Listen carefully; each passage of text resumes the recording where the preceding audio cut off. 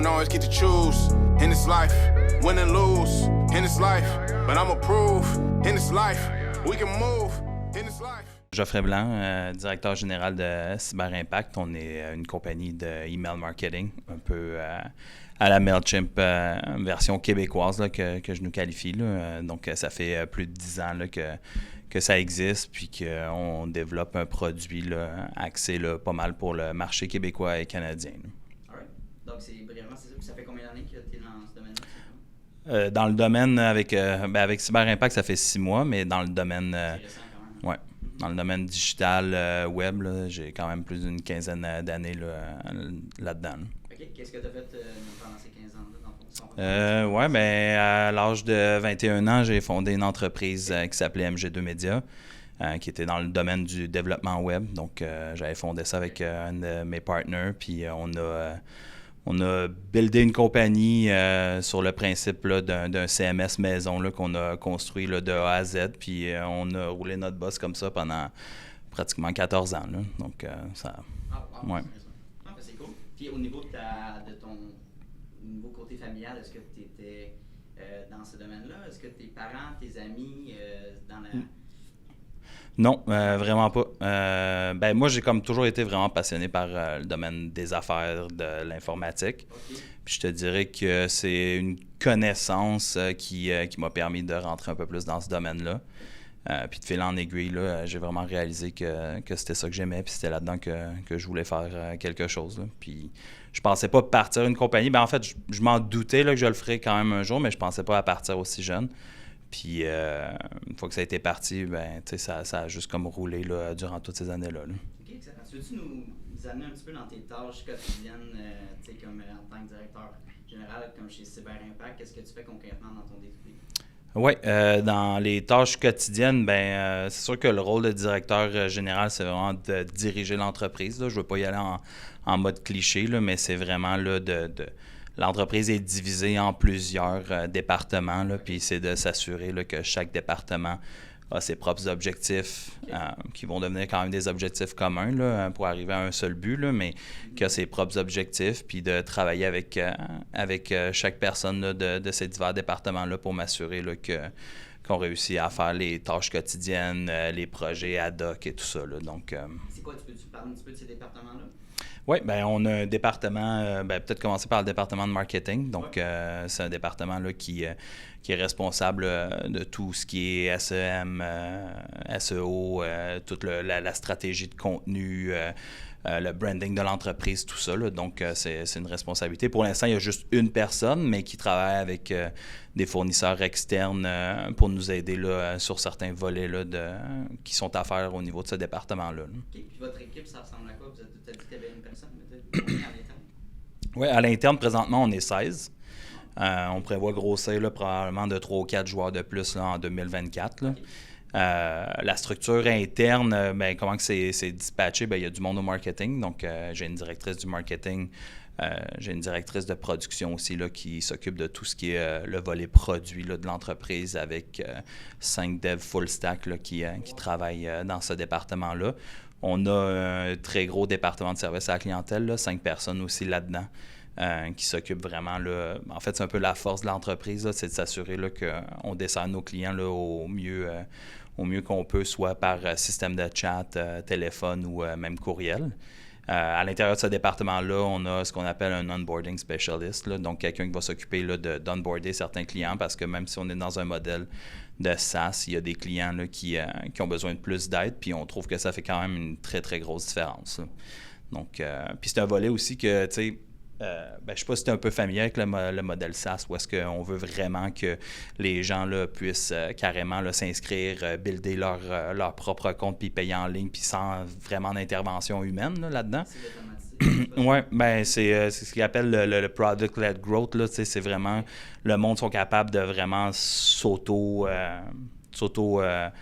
inscrire, s'auto-construire leur système, tout ça. Là. Donc, nous, dans ce volet-là, puis que c'est un volet aussi qu'un compétiteur comme MailChimp fait, là, il cherche vraiment à personnaliser un peu plus l'expérience. Fait que souvent, dans certains cas, tu vas avoir ce qu'on appelle des account managers qui vont vraiment t'aider à par la suite à grossir ou à répondre plus à tes questions. Mais dans ce cas-ci, nous autres, c'est en amont. Donc, on amène quelqu'un qui est vraiment là, qui va t'aider à intégrer ton système ou carrément à transférer d'un compétiteur à nous autres, là. C'est vraiment nice. Puis en 15 ans, dans ton expérience, finalement, comment tu vois les tendances évoluer dans le marché par rapport au email marketing? Comment ça a commencé? Puis maintenant, aujourd'hui, c'est quoi les différences? Bien, c'est sûr que dans le email marketing, j'ai pas énormément là, de connaissances ou d'expérience là-dedans là, à titre de DG d'une entreprise, mais pour en avoir fait quand même pas mal dans le passé. Ouais. Ce que je me rends compte, c'est que c'est vraiment pas un secteur qui est mort du tout. C'est un secteur qui est en train de croître. Ouais. Est-ce que c'est mort?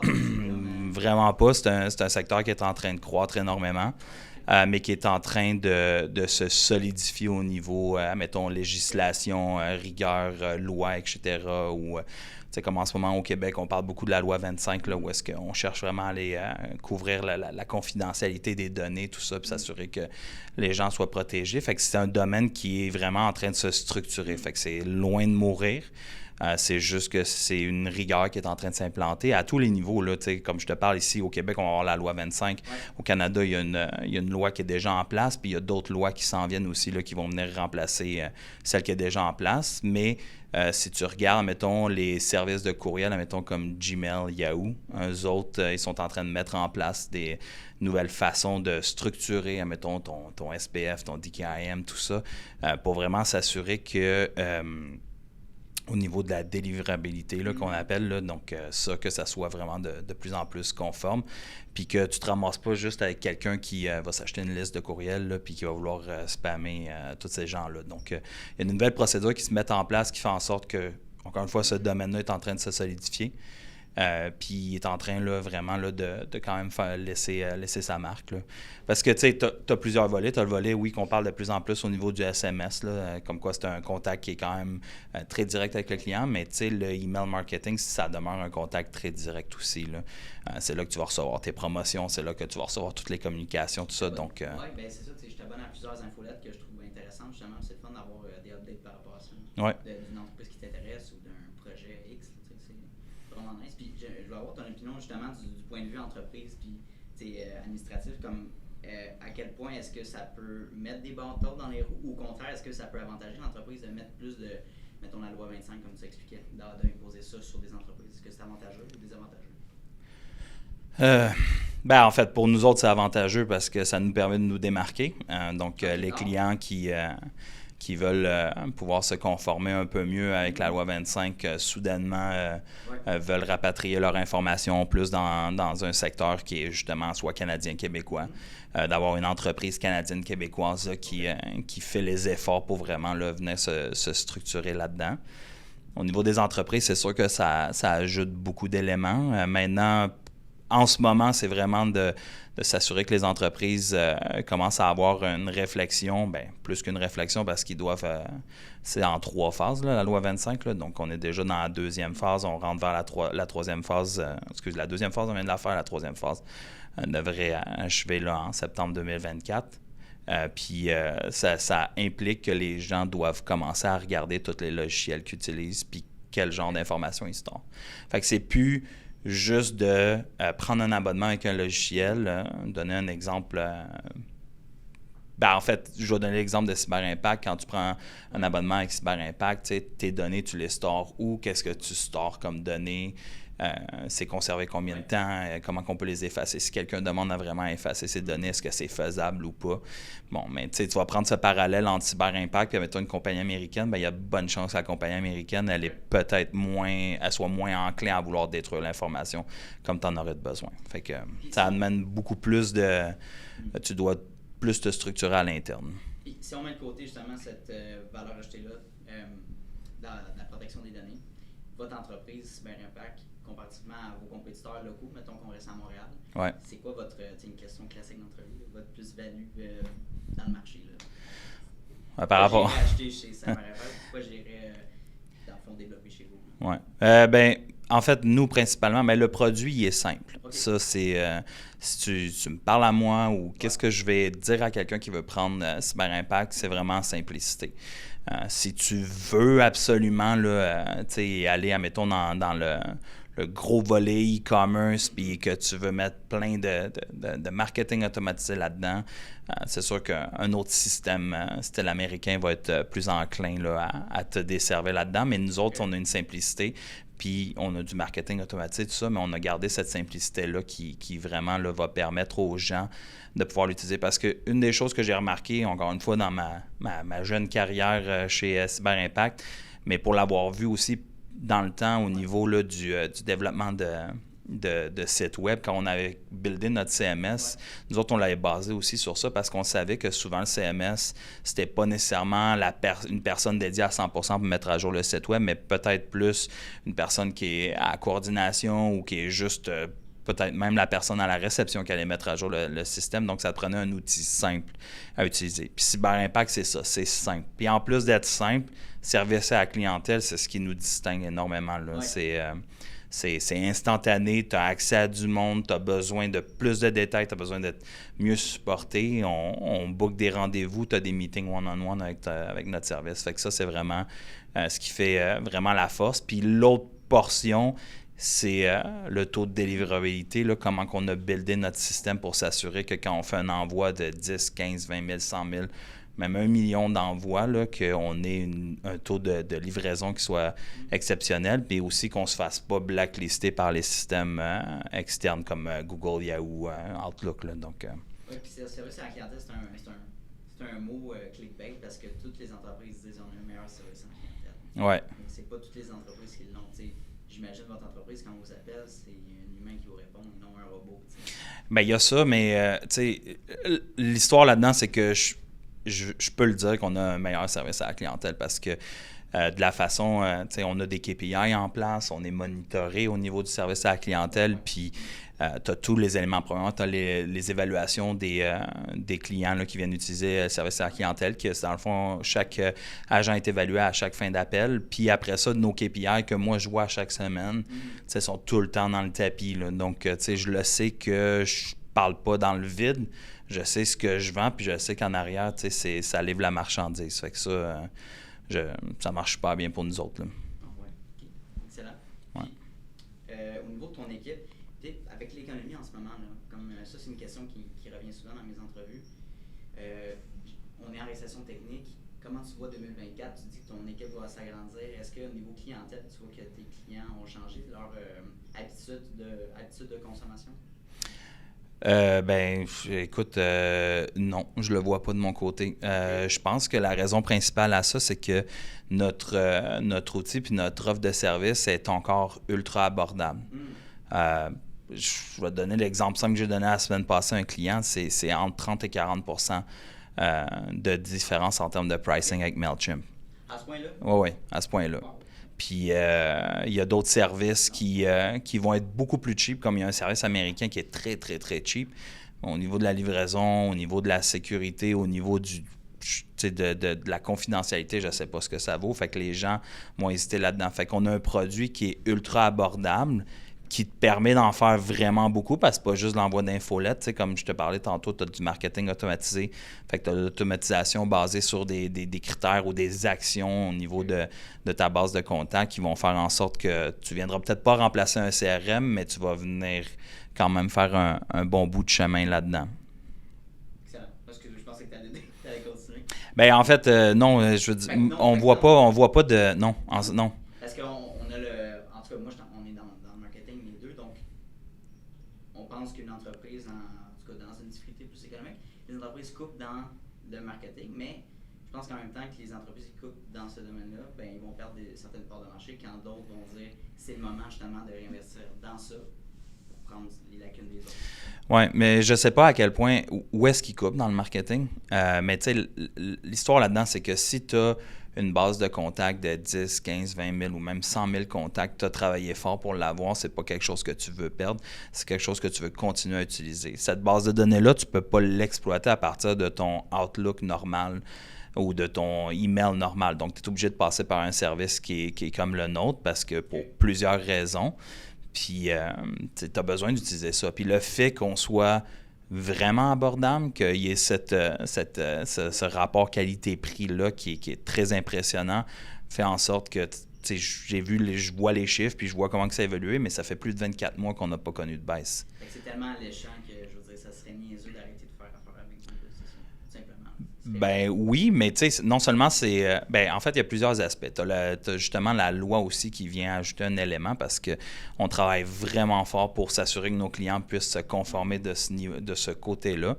Puis tu as le fait aussi que, encore une fois, c'est ce rapport qualité-prix-là fait en sorte que tu peux exploiter une base de contacts que tu as que tu as collecté durant des années à un prix qui est quand même raisonnable, puis dans la simplicité. Fait que, tu sais, exemple, si tu utilisais d'autres services de marketing, puis je sais pas moi, tu es en SEO, en SEM, peut-être que tu vas vouloir couper un peu plus là-dedans, puis de voir comment que tu peux, ou pas couper là-dedans, mais tu peux peut-être couper dans, malheureusement je vais dire ça de même, mais tu peux peut-être couper dans l'agence qui s'occupe de ton infolette, puis le faire par toi-même parce que l'outil il est toujours abordable. Tu sais, j'ai pas la réponse à c'est quoi exactement la décision à l'interne, mais je peux te dire que c'est pas de couper notre outil, là, c'est vraiment pas ça là, qui est en train de se faire. 100%. Ben écoute, en ce moment, on voit beaucoup de développement au niveau de l'intelligence artificielle, justement, pour l'automatisation. Comment ça impacte justement ton entreprise? Est-ce que tu as pu implanter ces nouvelles technologies-là? Non, on en parle, on l'a pas implémenté. C'est pas nécessairement...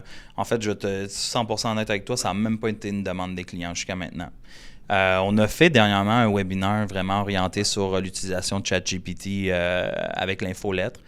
Ça a été très populaire. On a eu comme 500 personnes qui se sont joints à l'événement, qui ont écouté tout ça, mais de l'implémenter directement dans la plateforme puis d'ajouter un coût, parce que bien sûr, tu ajouterais un coût là, même pour l'utilisateur, où est-ce qu'il devrait payer une certaine quantité de crédit pour l'utiliser. Il n'y a pas encore cette plus-value-là que j'ai remarqué là, qui est vraiment nécessaire. Pourquoi ça serait pas intéressant?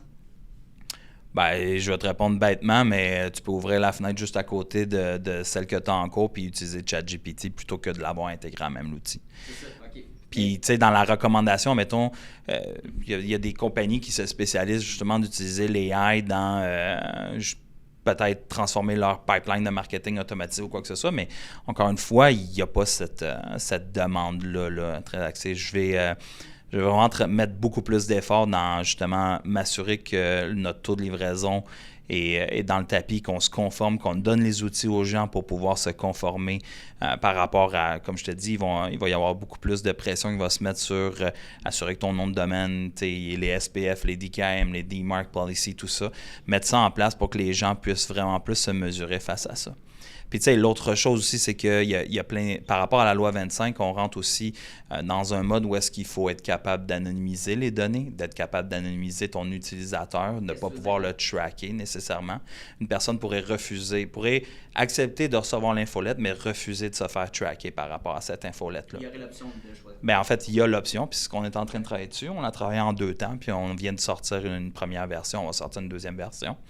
C'est pas super intéressant quand tu parles côté marketing. Par contre, côté client, c'est intéressant parce que ça te permet vraiment là, de te garder une certaine vie privée entre ça. Puis en même temps, pour toi qui exploite une base de contact, tu permets à tes utilisateurs aussi de toujours bénéficier de ton infolette, mais de ne pas être tracké comme auparavant, mais tu gardes au moins cet utilisateur-là, ce contact-là, comme étant quelqu'un qui va recevoir ton infolette. Ben, oui, c'est une très bonne idée, puis c'est excellent d'avoir implémenté ça. Puis je pense que c'est ça, de donner l'option au client de choisir. Tu sais, l'exemple classique, quand tu vas sur un site web, est-ce que vous acceptez toutes les cookies? Mais les gens, je pense qu'on clique trop vite. Y a-tu quelqu'un qui le lit, ça? Ouais. Exact, c'est comme, je veux accéder au site web. Là, mais c'est quoi qu'est-ce qui est inclus dans ces cookies-là, tu sais?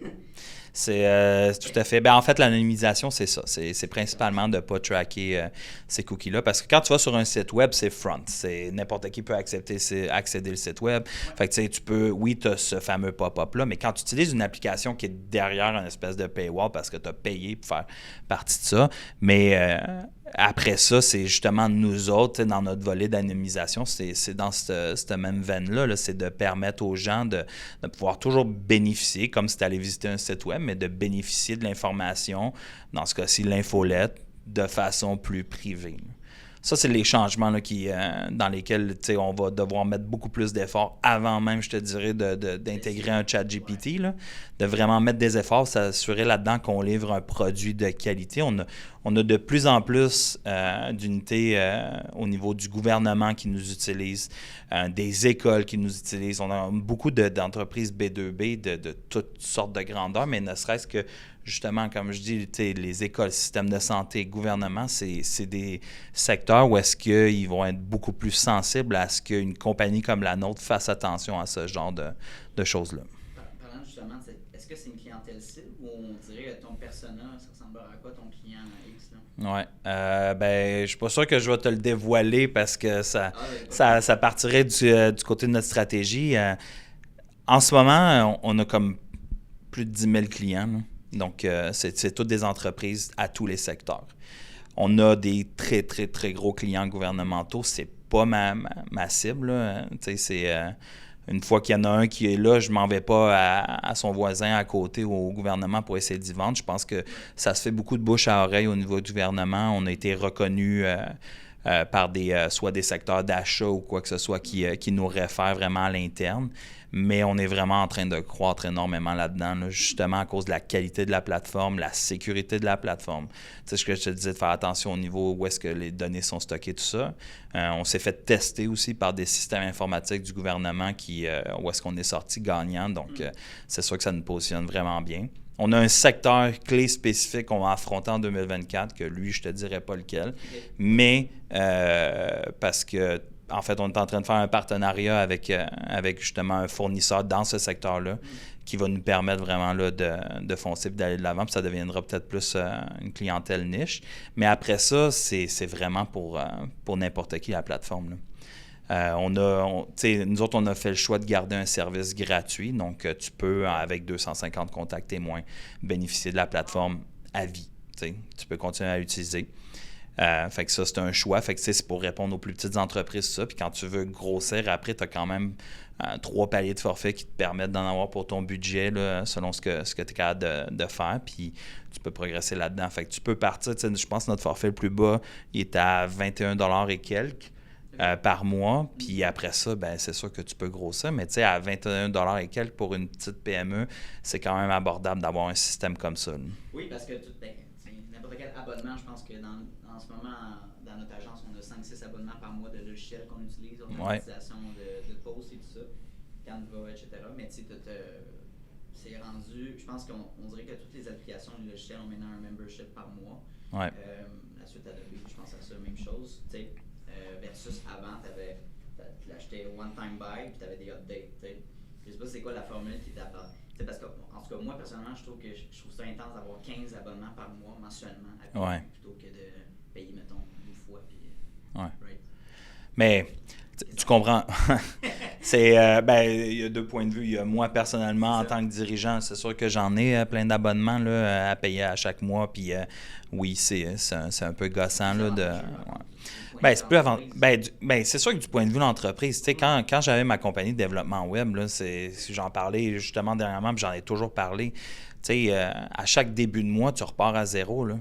C'est comme, en termes de revenus, tu n'as pas d'argent qui rentre versus, admettons, une compagnie comme, admettons, Cyber Impact qui charge en formule mensuelle ou n'importe quelle compagnie.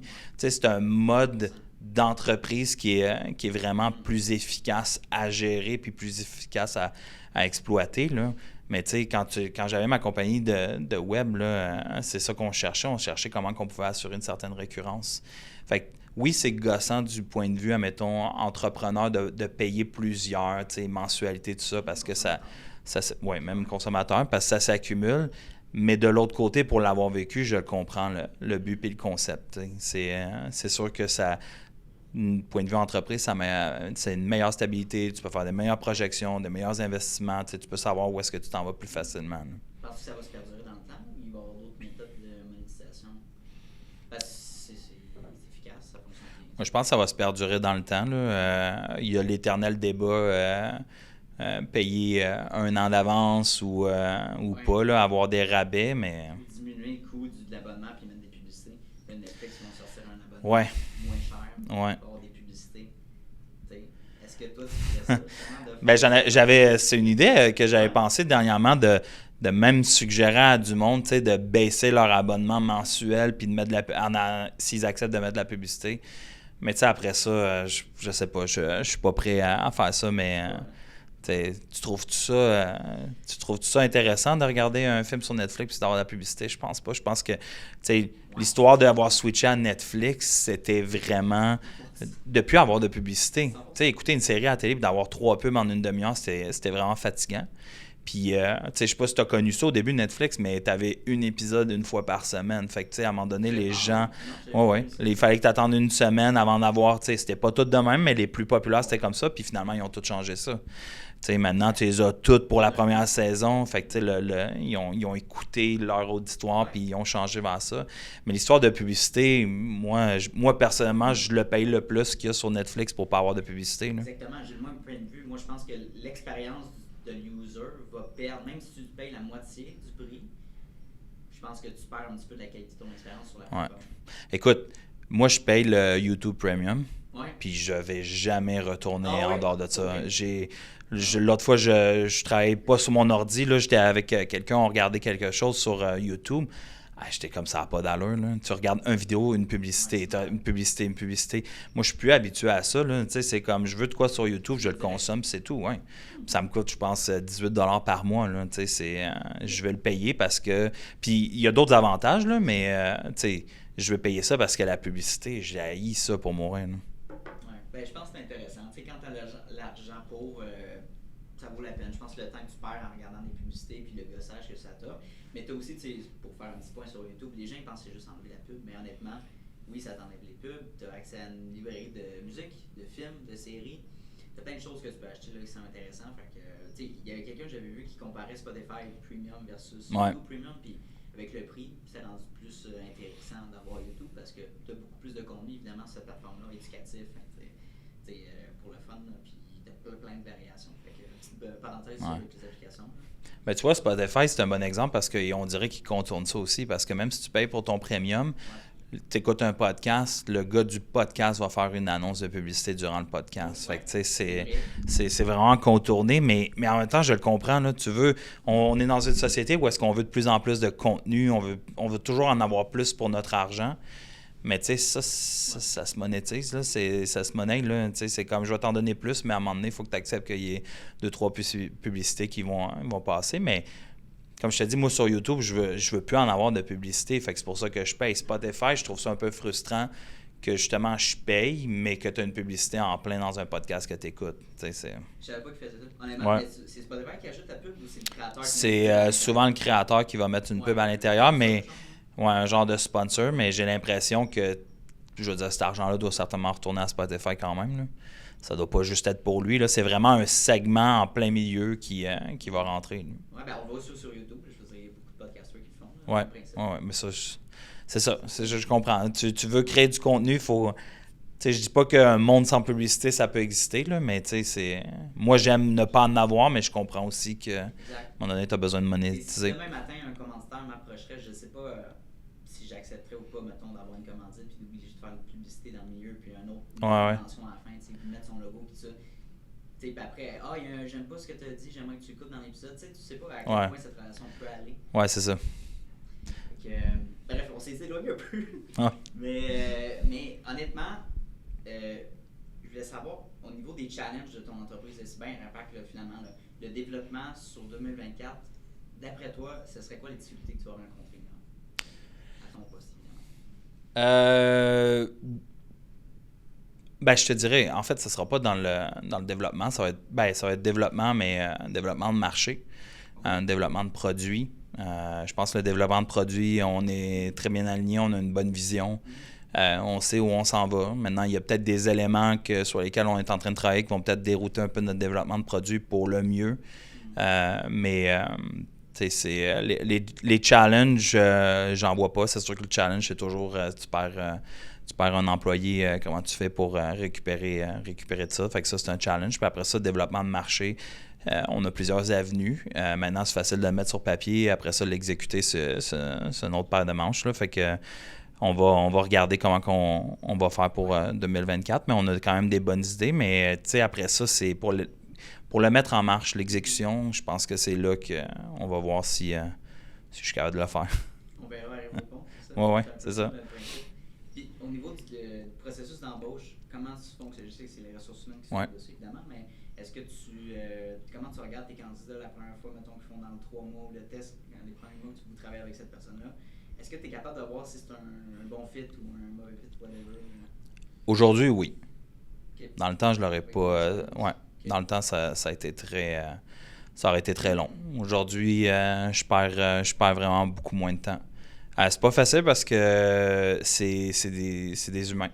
On est tous des êtres humains. Là. Je veux dire, j'ai aucun plaisir à laisser aller quelqu'un ou à dire qu'il n'y a pas de fit parce que j'ai quand même passé du temps à engager cette personne-là puis à essayer de la faire. Mais aujourd'hui, mon processus reste quand même sensiblement le même. Là, je vois s'il y a un fit là, lors d'une première pré-entrevue.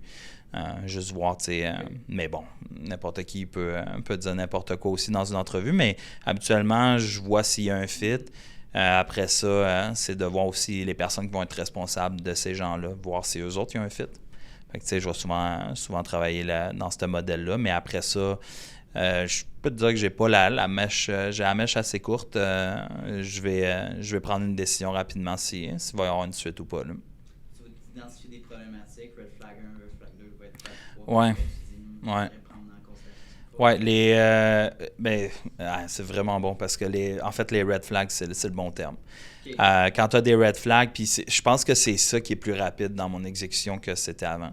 Avant, j'aurais peut-être attendu un bon 6 mois avant de faire un move. Aujourd'hui, les red flags, puis souvent, c'est pas ce que tu penses, les red flags, c'est souvent lors d'une conversation, quelque chose qui va être dit, mais qui, pour moi, va réveiller quelque chose dans mon esprit qui va faire comme « Ah non, ça va être un flag, ça. » Ouais. Puis après ça, je vais avoir d'autres situations où je vais tester la personne différemment juste pour voir si ça confirme mes flags ou pas. Puis si ça confirme mes flags, ben ça marchera pas. Puis ça veut pas dire que cette personne-là est pas bonne. Là. Ça veut pas dire ça. Ça veut juste... C'est le fit, tu sais... Je suis pas la meilleure personne, je dois pas être le meilleur directeur de la planète, clair et net, je me qualifie pas comme ça, mais par contre, tu sais, justement, en prenant ce rôle-là, j'instaure ma vision, ma direction pour la suite des choses, puis j'ai besoin de gens avec qui j'aurai un fit. Si tu es tout le temps mal à l'aise à collaborer avec quelqu'un que tu viens d'engager ou que il y a un malaise avec des membres de l'équipe ou quoi que ce soit, je veux dire, pourquoi pousser le bouchon plus loin? Là? C'est correct, ça arrive des erreurs dans la vie, là, tu corriges ça.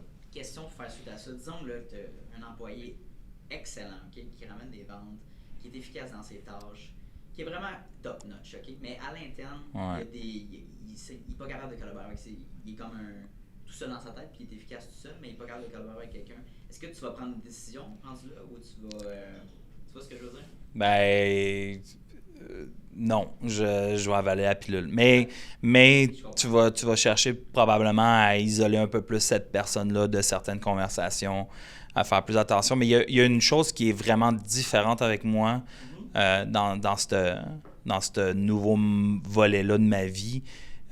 J'ai moins de patience envers, justement, tu sais, comme si quelqu'un de nouveau vient de rentrer ou quoi que ce soit. Mais je vais être plus direct avec les gens aussi puis exprimer plus mes opinions. Soit par, justement, l'évaluation ou quoi que ce soit. Fait que, tu sais, auparavant, j'aurais vraiment avalé ma pilule puis, tu sais, ça m'aurait rongé à l'intérieur souvent, mais aujourd'hui, justement, je vais communiquer l'information. Mais c'est sûr que je pense que c'est le problème de tout le monde. Quelqu'un qui est ultra performant, mais qui est désagréable ou quoi que ce soit, je pense pas qu'il y ait personne qui a la bonne réponse à ça. Là. Puis souvent, dans les entreprises, ils vont la garder, puis ça va être quelque chose qui va être, comment qu'on peut dire, quelque chose qu'on ne parle pas. C'est un non-dit que tu vas travailler avec cette personne-là. Ouais. Ben, je pense que ça dépend de ta situation. Ben, exact, ça dépend de la situation. C'est vraiment ultra désagréable ou très mauvais, ou que là, tu commences, dans un cas extrême, tu commences à perdre du monde à cause de cette personne-là, je pense que tu as à agir. Là. Mais, c'est une question très générale. Là, mais en même temps, c'est de voir si l'entreprise valorise justement la cohésion de l'équipe versus un top performer. Mais tu sais, peut-être ton top performer, il est plus pas introverti, mais il est mieux dans son univers à lui-même. Puis il ne faut juste pas trop le mettre dans des contextes sociaux qui l'intéresse pas, ça se peut. Exact. Fait que, non, c'est intéressant. Puis j'aimerais revenir dans le passé, quand tu étais plus jeune, mettons que tu avais entre 15 et 20 ans, est-ce que tu avais des tendances entrepreneuriales? Justement, t'avais-tu parti des petites business? En fait, j'ai tendance entrepreneuriale, je sais pas si on peut qualifier ça, mais moi, j'ai commencé à travailler très jeune. À quel âge? Pour moi, à 14 ans. OK, ouais. Ouais, fait que pour moi, c'était ça qui définissait ma vie, là, le travail physique, puis le travail bien fait. Okay. Puis c'est ce que j'ai fait toute ma vie. Je pense que c'est ça qui a défini le fait que je veux être entrepreneur. Là. Ouais. Après ça, c'est sûr que tout ce volet-là, d'avoir travaillé très jeune, puis d'avoir continué à travailler vraiment jeune, ça fait en moi qu'aujourd'hui, je travaille tout le temps. Fait que, c'est sûr que pour moi, en fait, travailler tout le temps comme ça, pour moi, c'est une bonne définition d'être un entrepreneur, là, parce que je travaille pas à contre-courant, je travaille pas malheureux, j'aime ça travailler, je connais peut-être pas mes limites, mais j'aime ça travailler. Fait que, pour moi, c'est le gage de réussite pour quelqu'un qui est vraiment entrepreneur. Mais après ça, quand j'étais jeune, j'avais peut-être pas justement à me partir d'une compagnie parce que faut juste reculer un peu en arrière. Quand j'avais justement 14 ans, là, les ordinateurs, ça commençait à peine. Je me souviens quand mon père nous avait acheté un 436, c'était ça, un 436? 486, là. C'était une tour, puis qu'on jouait à StarCraft, puis les premières versions. Ouais, 486, ouais.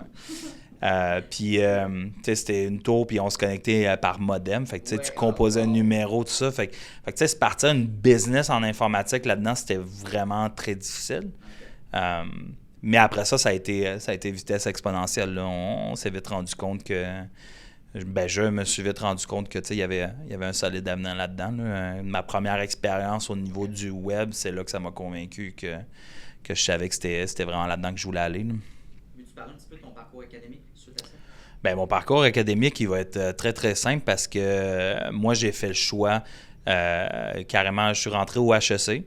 Je m'en allais en comptabilité. Okay. Puis en même temps, c'est là que j'ai rencontré une personne qui m'a introduit au monde du web puis tout ça. Puis moi, j'ai décidé que non, je partais là-dedans, j'ai abandonné mes études, puis je fondais mon entreprise, puis j'allais acquérir le plus d'expérience possible, puis c'est ça que j'ai fait. Mais j'ai tourné un peu en rond là, au cégep. Là. J'ai fait de la comptabilité, après ça, j'étais allé en administration des affaires. Fait que, tu sais, j'ai vraiment tourné en rond, puis quand je suis rentré au HEC, je me dis c'est vraiment la comptabilité que je veux faire, mais c'était pas vraiment ça que je voulais faire. Là. Pour moi, c'était comme c'est ça. C'était de travailler, puis fonder une entreprise, puis essayer de builder quelque chose. Là. Moi, ce que j'aime, je te l'ai dit tantôt qu'on commence, ce que j'aime, c'est le concret. Puis, ouais. Les études, c'est comme, moi, je le vois un peu comme un plus. On apprend 100%, mettons, on apprend 100% de la matière, mais on garde peut-être 10% de ce qu'on apprend. Ouais.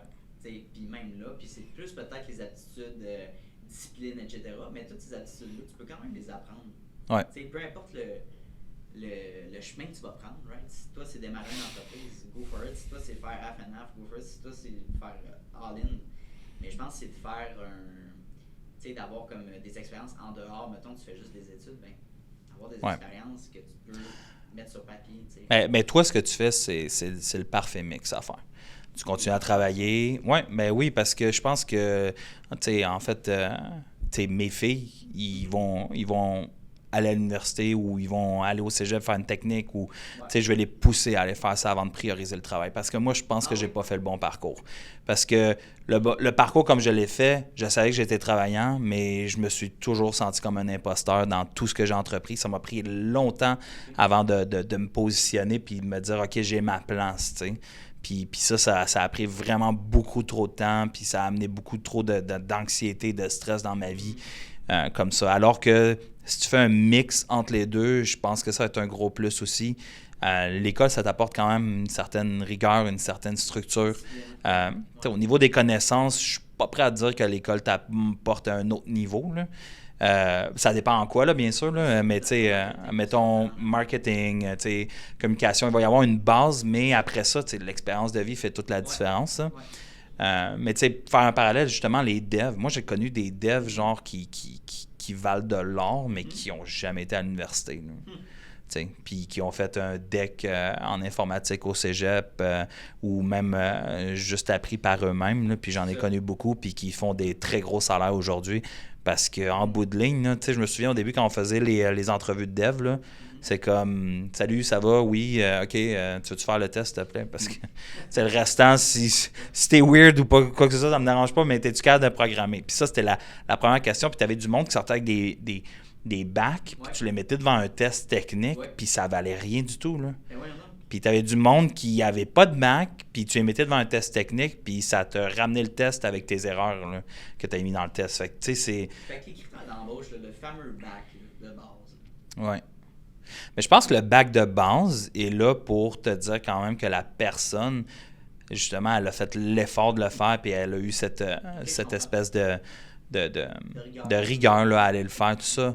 Mais en fait, je peux pas dire, puis je me prononcerai jamais là-dessus, à dire qu'un bac, ça sert à rien, parce qu'il y a plein de monde qui en ont, puis qui sont ultra compétents, tout ça. Mais je pense pas que ça devrait être un paramètre dans la demande, à moins que, je veux dire, je comprends qu'un ingénieur, ça t'en prend, là. Mais tu sais, un paramètre, mettons en gestion de projet, là, OK? Que tu mettes dans ton offre de travail que la personne doit être détentrice d'un baccalauréat, regardons son expérience de travail avant de dire ça. Parce que moi, j'ai travaillé en gestion de projet, là, in between, là, puis il y avait du monde qui avait des bacs, il y a du monde qui avait des titres d'ingénieur qui n'arrivaient pas à achever, là. T'sais, c'est comme la gestion de projet, là, c'est beaucoup plus que juste aller chercher un petit papier ou juste faire des études là-dedans. Oui, exactement. Fait que, tu sais, c'est... puis encore une fois, il y a plein de monde qui sont ultra compétents, il y a du monde qui sont moins, mais tu sais, moi, je pense que le mot d'ordre, c'est pas juste arrêter au bout de papier puis combien d'années d'études il y a. Là, la personne peut être ultra compétente sans nécessairement ça, j'en suis la preuve. Fait que malgré ça, tu vas quand même pousser tes filles à... Ouais. C'est ça que je trouve ça. Mais je vais les pousser à aller faire ça parce que, comme je te dis, moi, j'ai vécu longtemps avec un sentiment d'imposteur où est-ce que j'étais qui, moi, pour vraiment partir d'une entreprise puis aller dealer des gros projets, là, tu sais, c'est comme... Puis ça, c'est... Puis mon partner m'a jamais fait sentir de même, mais tu sais, lui, c'est un ingénieur informatique, fait que, tu sais, il m'a jamais parlé de ses diplômes ou quoi que ce soit, puis c'était un des premiers qui disait tout le temps que ça allait servir à rien, là, parce que lui, il s'est vraiment auto-formé par lui-même puis tout ça, mais, tu sais... Mes filles, oui. Je veux qu'il y ait de l'expérience de travail en parallèle, mais c'est clair qu'ils vont aller à l'université ou au cégep là, vraiment finir peut-être ce que moi j'ai pas complété. Là. C'est intéressant. Ben, j'aime ça pour cette En fait, tu sais, encore plus honnête que ça, ils feront ce qu'ils voudront dans la vie pour être heureuses, mais je vais vraiment les pousser ou les aider au maximum pour aller où est-ce qu'ils veulent aller là, dans la vie. C'est du moins l'essayer. Ouais. Tu le vois, est-ce que c'est est-ce que je suis parfait, ça me va, ou c'est pas fait pour moi? Ouais.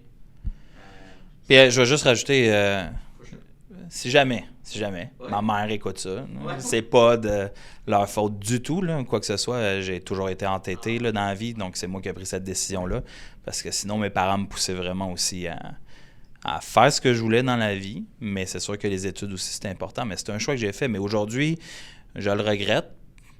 Pas beaucoup, mais je le regrette quand même. Je pense que si j'avais vraiment mis un peu plus de volonté, j'aurais pu compléter ça aussi. C'est intéressant, mais j'aime ça. Ben, en fait, c'est une question touchante, c'est de parler des enfants et tout ça. Puis à chaque fois là, que je reçois un entrepreneur qui a des enfants, je pose cette question-là. Puis il y en a qui sont non, oui, peut-être. Ça dépend vraiment de la personnalité de la personne. Ouais. Je pense que la première chose, c'est qu'elles soient heureuses là, dans leur choix. Mais tu sais, si, mettons, là, je te donne l'exemple extrême, ne veulent même pas compléter le secondaire ou quoi que ce soit, tu sais, je pense qu'il y a un minimum à aller chercher. Après ça, de les guider. Les guider, ça serait peut-être le meilleur terme aussi, là, tu sais, de s'assurer justement que tu leur expliques, tu sais, justement, où est-ce que papa, justement, s'est trompé à l'école ou il aurait dû faire ça, ou, tu sais, les aider à naviguer à travers ça, là, je pense que c'est le plus beau cadeau que je peux faire. Puis après ça, les supporter dans tout ça. Mais j'aimerais bien que, oui... Ils aillent loin dans leurs études. Je pense que c'est un gros plus quand même. Ouais, 100%. Un petit dernier sujet que j'aimerais discuter avec toi, ben, on peut parler de ça pendant un petit bout si tu veux. Au niveau, tu as touché tantôt au sujet de l'équilibre de vie. C'est quoi pour toi la définition d'un équilibre de vie en tant qu'entrepreneur? Toi qui travailles... Ben, équilibre de vie... sais, moi, j'ai vraiment souffert d'anxiété dans ma vie, à un haut niveau. Très, très. Tu sais, je suis rentré en ambulance à plusieurs reprises en attaque de panique parce que je savais pas c'était quoi. Fait que j'ai souffert énormément d'anxiété, tout ça, puis j'ai appris trop tard à le manager. Encore une fois, je pense que c'était très tabou. Aujourd'hui, en 2023-2024, parler d'anxiété, c'est une norme, là. Parler de stress, c'est une norme, puis j'aime vraiment ça. D'entendre les gens parler de tout ça. Puis oui, c'est possible quand même de performer, même si tu souffres d'anxiété ou de stress. Ça dépend comment que tu le gères. Fait que je pense que la priorité, c'est de s'assurer de, justement, l'activité physique. Pas grand-chose, mais juste de marcher à tous les jours. On est souvent assis à notre ordinateur. Fait que le stress, l'anxiété, il faut que ça sorte quelque part. Fait que c'est souvent là que ça sort pas de la bonne façon pour le monde qui sont peut-être un peu plus sensibles comme moi. Fait que, ça, je pense que c'est important de vraiment trouver un moyen de l'évacuer. Puis de connaître ses limites. Je pense que connaître ses limites, c'est vraiment pas facile. Même aujourd'hui, je te dirais que ça m'arrive fréquemment de frapper mes limites. Puis quand je les frappe, je suis comme, avec toute l'expérience que j'ai, j'aurais quand même pu m'en apercevoir. Mais tu sais, après ça, c'est pas grave si tu prends une journée puis que tu fais rien relié au travail. Puis c'est ça, c'est manager. C'est sûr que c'est pas évident. On n'est pas tous pareils. Moi, j'ai passé presque, comme je te disais, 14 ans avec un partner qui n'avait pas d'enfant, pas de blonde. Fait que, lui, son stress était totalement différent. Moi, j'avais une conjointe, j'ai eu une première fille, une deuxième fille. Fait que, en même temps, du stress de la compagnie, des finances, etc. Fait que, ça amenait un gros plus. Ça, c'est très difficile à gérer. Aujourd'hui, je serais mieux équipé pour faire face à ça. C'est sûr et certain. Avant, je pense qu'il n'y avait pas autant d'informations ou on ne connaissait pas autant que ça. Aujourd'hui, je trouve que c'est beaucoup plus facile de se diriger d'avoir des endroits où aller là, pour faire face à ça. Puis de le gérer aussi. En entreprise, les entreprises, je pense, font vraiment en sorte de s'assurer que c'est reconnu aussi, puis que les employés puissent en parler ou qu'ils ont accès à des services là, pour ça, puis que pour le gérer, je trouve que c'est une certaine simplicité. Après ça, la gestion familiale de tout ça ou de ta vie, je pense que on est tellement tous différents. Là, ça arrive fréquemment que je me dis comment il fait pour gérer tout ce stress-là. Mais on n'est pas... Une des affaires que j'ai appris justement à la dure, c'est qu'on n'est vraiment pas tous buildés pareil. Notre tolérance au stress est différente. Il y a du monde qui vont se taper des migraines une fois par jour, une fois par semaine. Moi, j'en ai jamais eu dans ma vie. Par contre, j'ai eu bien d'autres. Jamais eu de migraine. T'as jamais eu mal à la tête? Non. Ben, très rarement. Je dois peut-être prendre un Tylenol une fois ou 3 mois. Là, mais moi, ça sort pas de même. Mais moi, ça va sortir différemment. Je vais avoir plus d'anxiété. Je sais qu'il est différent. Tu vois, je m'étais ramassé. Ben là, ça m'arrive vraiment plus. Là, mais quand je m'étais ramassé à l'hôpital, tu pognes une débarque. Là. Tu te demandes pourquoi. Là. C'est intense. Mais je connaissais pas ce backstory-là. Est-ce que c'est comment ça fonctionne pour gérer justement ces crises d'anxiété-là? Y a-tu des médications? Ben, ça, c'est, tu vois, c'est que moi, je viens d'un autre monde. Hein. C'est comme je te dis, mon parcours en termes d'éducation, je ne l'ai pas fait. Après ça, au niveau de gérer le stress et l'anxiété, moi, j'ai refusé catégoriquement de prendre de la médication. Fait que je peux pas te dire que ça a été facile. Je peux te dire que ça a été très difficile. J'en ai vécu des attaques de panique dans plusieurs endroits qui sont vraiment... en meeting, en présentation, dans le tunnel, en conduisant, tu peux name it. Ouais, aléatoirement. Ouais. C'est bizarre. Ben non, c'est pas bizarre parce que puis c'est là où est-ce qu'il faut que tu l'apprennes. C'est que tu penses que c'est bizarre, mais c'est là où est-ce que ton corps te dit tu t'es amené à un niveau où est-ce que je suis plus capable de te gérer. Là. Fait que ça sort tout croche, ça sort comme tu veux, puis après ça, c'est de réapprendre à contrôler ça, puis pour le monde à qui que ça arrive, mettons des attaques de panique ou des attaques d'anxiété ou quoi que ce soit, tu peux rentrer dans un loop où est-ce que tu deviens comme effrayé de ça. Donc, ça continue. Fait que là, tu as peur d'avoir peur. Fait que c'est un loop à l'infini. Puis moi, ça m'a amené jusqu'à un certain niveau quand même où est-ce que j'étais plus capable de sortir de la maison sans faire d'attaque de panique. Puis j'ai fait du coaching avec du monde là-dedans, qui ma mère aussi m'a énormément aidé à encourager là-dedans. Mais tu réapprends à vivre différemment puis à approcher les situations différemment. Fait que tu sais, quand tout à l'heure je te disais, là, tu sais, qu'est-ce que tu fais avec quelqu'un que tu n'as pas un bon fit ou quoi que ce soit, t'attends ou pas? Ah ouais, avant, t'attendais 6 mois, 1 an, mais ce 6 mois, 1 an, là, quand tu le gruges à l'intérieur, là, ça t'affecte énormément.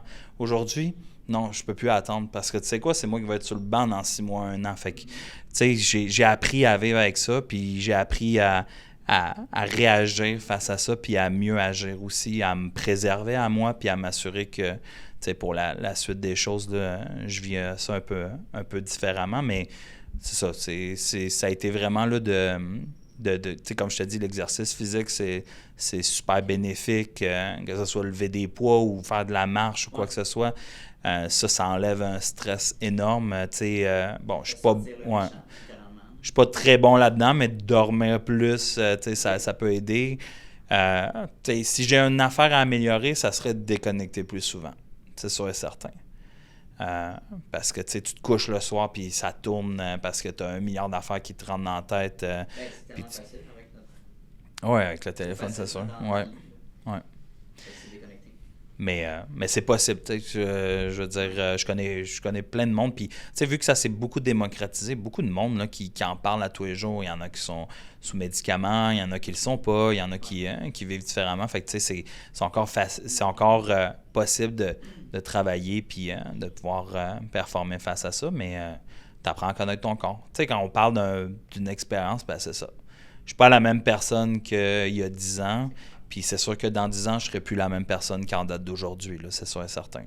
Bon, ben merci pour ce partage. Pour vrai, j'ai hâte de réécouter l'épisode après quand je vais faire le montage. Ouais. Puis j'avais une dernière question pour finir notre ouais. entrevue. J'ai toujours 2 questions, mais la première de ces 2-là, c'est un conseil que tu donnerais, justement, une jeune femme, un jeune homme qui cherche un peu dans la vie, qui a 17 ans, mais qui cherche professionnellement.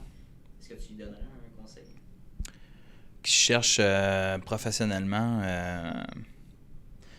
Ben, tu sais, l'expérience de travail, pour moi, ça m'a vraiment aidé à voir tu sais, que j'aimais ça, l'idée des équipes, que j'aimais ça travailler, que j'aimais ça me dépasser, j'aimais la reconnaissance des autres, j'aimais atteindre des objectifs. Fait que, tu sais, je vais donner un exemple banal, mais quand je travaillais durant mes études au Home Depot, pour moi, travailler au Home Depot, c'était important. Fait que le soir, quand je rentrais, que je faisais une transition avec mon boss qui partait, il me disait « je t'ai laissé une liste de tâches », mais moi, ma priorité, c'est de m'assurer que la liste de tâches était faite. Fait que le lendemain, quand je rentrais puis que mon boss me disait « wow, good job », je carburais à ça, là.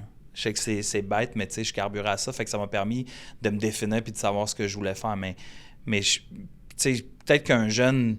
ou une jeune de 17-18 ans, c'est ça, de peut-être essayer de... Puis je sais que c'est pas évident, mais d'essayer d'avoir 2-3 expériences de vie pour... Tu sais, pas nécessairement, tu sais, des expériences de vie, ça va être quoi? Travailler au Home Depot, travailler au McDo, quoi que ce soit, mais juste de voir, justement, c'est quoi le style qu'ils aiment, le travail qu'ils aiment. Puis après ça, encore une fois, en 2023-2024, il y a tellement de formations en ligne de disponibles qui pourraient suivre ou, tu sais, s'intéresser. Je pense qu'aujourd'hui, c'est plus facile de s'aiguiller dans ce monde-là. Il y a tellement de conférences de disponibles, d'aller à des conférences, de participer à des événements. Je pense que de sortir du volet TikTok, Instagram, puis de passer à autre chose, puis à s'intéresser, je pense que ça serait le conseil que je donne, là. Mais, ouais, de travailler. Je pense d'avoir des expériences concrètes de travail. Essayer des choses variées. Tu sais, je pense que j'avais quel âge? Je pense que j'avais 19 ou 20 ans. Okay. J'avais... en fait, ouais, c'est ça. Je pense que j'avais 20 ans. Moi, j'ai décidé d'aller travailler gratuitement. Je pense que c'était... Ben, en fait, c'était ça au début, là. Avant que je parte de ma compagnie, 1 an avant, j'avais décidé vraiment, là, tu sais, OK, je lâche l'école, je lâche tout, je m'en vais travailler pendant 1 an gratuitement pour un consultant en web puis tout ça, là. Donc, une personne en qui que je croyais énormément, puis j'ai rencontré une personne incroyable là-dedans qui m'a vraiment aidé à me guider pour la suite.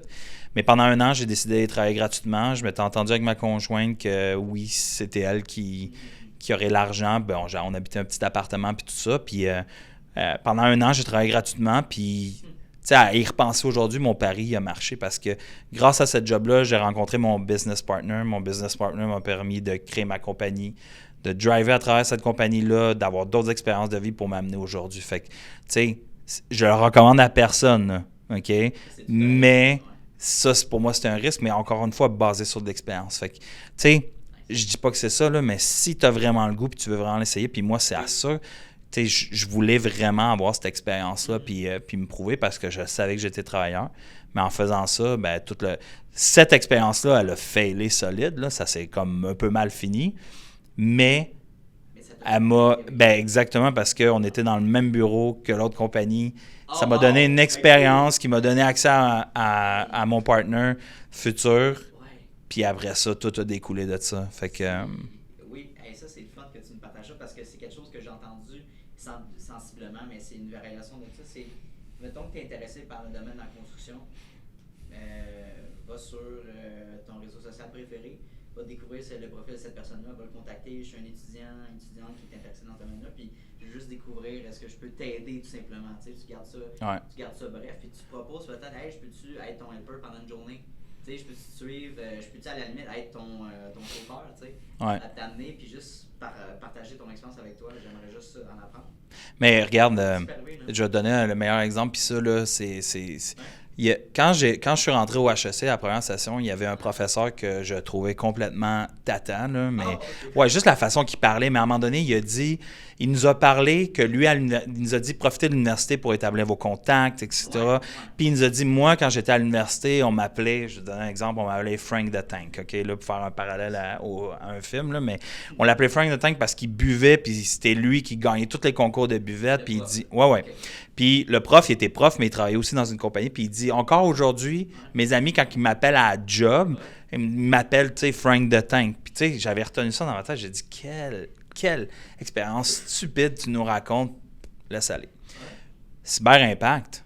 Quand j'avais ma compagnie MG2, on faisait, comme je te dis, on faisait du développement web, tout ça. Puis à un moment donné, il y a 2 gars qui se sont présentés. Puis dans un des 2 gars, il y en a un qui s'appelait Xavier, qu'on a buildé son site avec lui, tout ça, avec qui c'était mon client, mais c'était vraiment un ami personnel avec le temps, où est-ce qu'on s'est vraiment supporté les deux dans nos vies d'entrepreneurs, puis tout ça.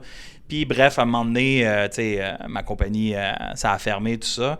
Puis je suis passé à autre chose, je suis allé travailler. Mais j'ai toujours gardé contact avec lui. Puis on se parlait fréquemment de ça. Puis il y a eu une petite fille dernièrement, puis où est-ce que je travaillais dans le domaine du ERP. Un matin, en allant à job, je l'appelle, part en niaiser, tout ça, comment va ta fille, puis tout. Puis on a parlé pendant 1 heure de temps de tout et de rien. On parlait tout le temps de business, etc. Puis, tu sais, je gardais toujours ce contact-là avec moi, qui était quand même proche. On se voyait pas vraiment, mais, tu sais, 1 ou 2 fois par année, on allait prendre une bière ou quoi que ce soit. Puis, je raccroche avec lui, je commence ma journée, je rentre dans mes meetings, tout ça. Puis, à un moment donné, je m'assois à mon bureau, je reçois un message texte, puis c'est écrit « Hey Jeff, j'ai un poste de DG potentiellement pour toi, ça t'intéresse-tu? » Fait que là, j'y réponds, genre, arrête de me niaiser, là, parce que je pense qu'on en avait parlé, tu sais, que comme quoi je cherchais vraiment. Puis il dit, non, il dit, je te niaise pas, telle date, es-tu disponible, passer une entrevue, tout ça.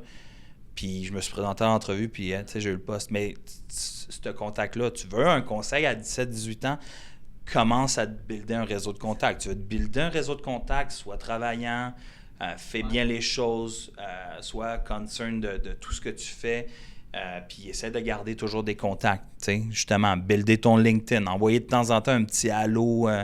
Moi, ça m'arrive souvent, même encore aujourd'hui dans mon LinkedIn, que j'envoie juste un petit message. « Hey, je pensais à toi, comment que ça se passe, tout ça. » Puis je reçois des fois des messages, là, genre de 3 km. « Hey, telle affaire, as-tu des idées? » Ben, je build comme ça. Mais peut-être dans 10 ans, cette personne-là va venir me revoir pour m'engager ou me donner le contrat de ma vie ou quoi que ce soit. C'est...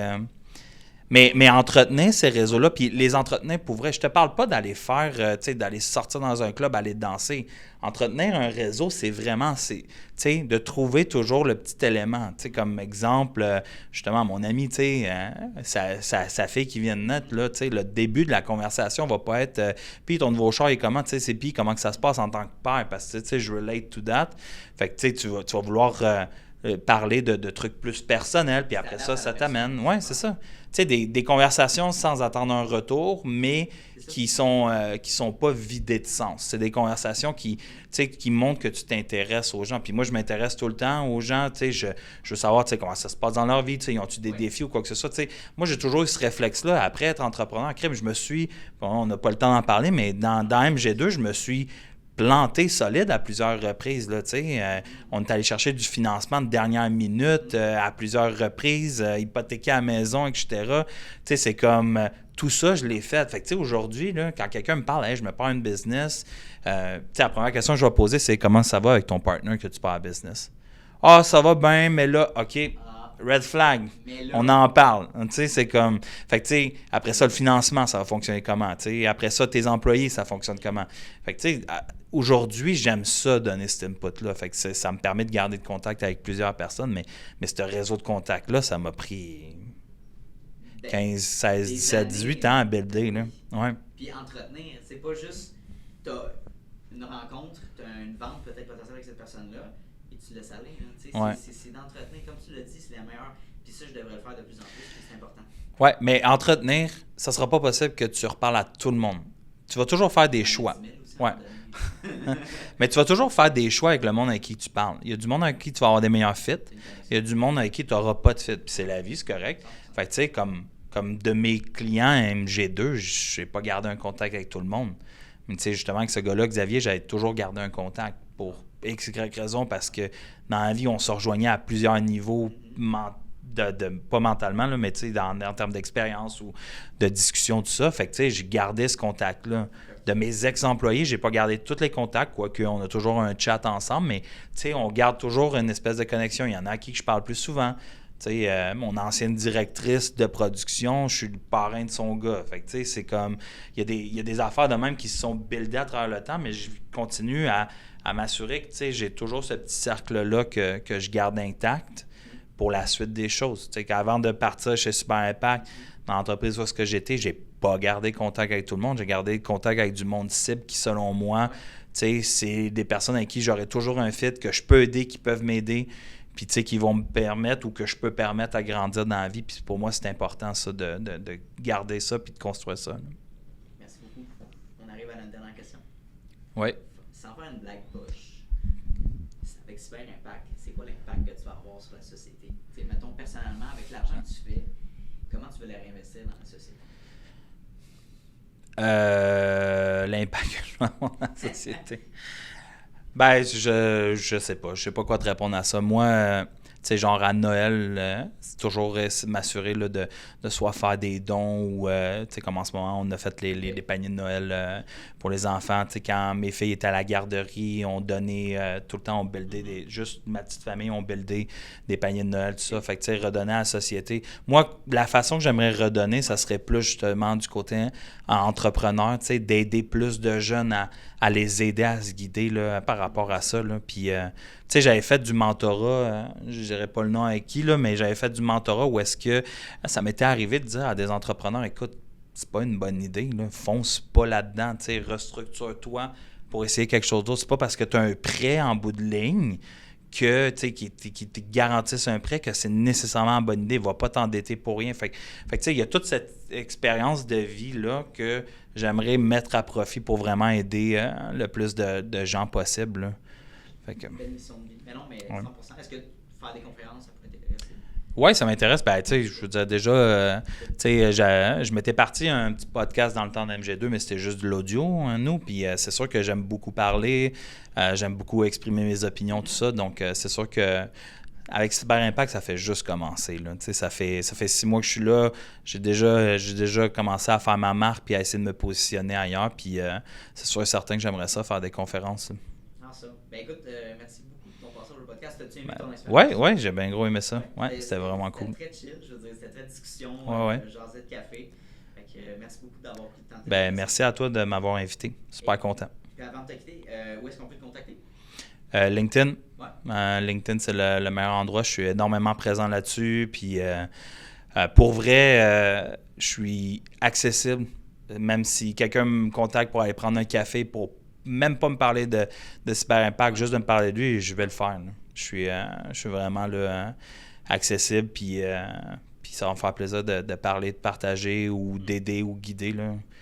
T'sais, ça, c'est une autre affaire aussi. Quand quelqu'un te contacte et qui te dit « Hey, as-tu une idée pour telle affaire » puis tu es capable de lui donner une référence ou une compagnie pour l'aider, là, ça, c'est vraiment cool. Tu te dis « OK, ben j'ai un peu réussi dans ma vie à pouvoir justement être capable d'aider un peu plus les jeunes. » C'est très valuable. 100%. Ouais. Merci encore, mon cher. Merci à toi. Là. Hey, salut, ça fait déjà la 2e fois qu'on se voit dans cette même vidéo-là. Donc, merci de ton attention, puis merci de ta discipline, parce que c'est un mince pourcentage des gens qui sont capables d'écouter du début de l'épisode jusqu'à la fin. Donc, merci beaucoup de ta discipline. Ça démontre énormément de motivation de ta part et bien sûr d'un aspect important de l'entrepreneuriat que oui, la motivation, c'est important, mais la discipline, c'est encore plus important. Donc, merci de ton attention. La meilleure manière que tu peux me repayer pour ce podcast-là, vu qu'il est accessible à tous et gratuit, il va rester gratuit. Ça, c'est important. Notez-le à quelque part. Je tiens qu'il reste gratuit, accessible à tout le monde. En fait, c'est tout simplement de repartager le podcast dans des Instagram Stories, d'en parler avec tes amis, d'envoyer le lien à tes amis. Hey, Mathis, va donc écouter cet épisode-là. C'est super intéressant. Ça vaut de l'or. Puis, ça va me permettre d'aller faire croître le podcast à un niveau exponentiel. Donc, merci beaucoup pour ton aide et ton intérêt pour le podcast. Et bien sûr, on se revoit la semaine prochaine dès jeudi midi pour un nouvel épisode. Donc, bonne journée à toi.